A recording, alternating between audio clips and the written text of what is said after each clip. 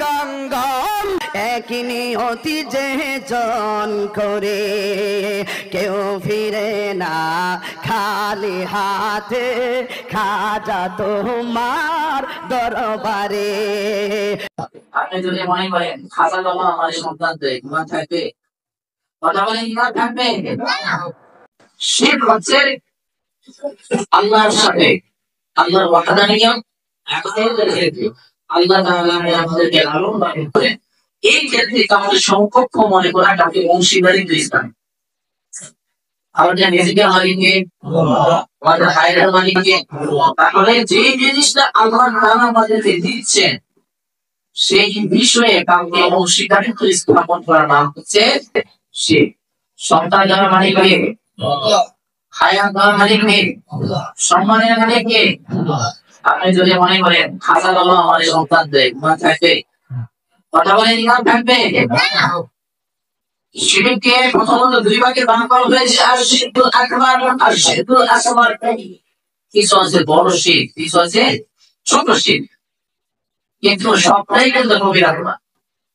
শিরক কোন সারা পাখি ছোট, কোন সাপের দৃষ্টি কম বলে, সব সাপে কিন্তু বিষ দেওয়া। কিন্তু আমরা তুলনা বোঝানোর জন্য বলি যে এই সাপের কোনো বাইনি, এই সাপের বিষটা একটু কম। কথা বলে ঠিক না?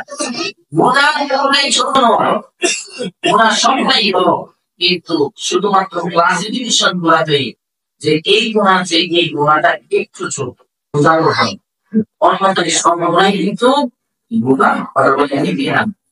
শিরকে আকবার বলা হয় এমন বড় শিরক, এটাকে আবার তিন ভাগে ভাগ করা হয়েছে। আর শিরকু ফিল ইবাদাত, ইবাদতের মধ্যে শিরক, অর্থাৎ বান্দা একমাত্র ইবাদত করবে আল্লাহ তাআলার জন্য।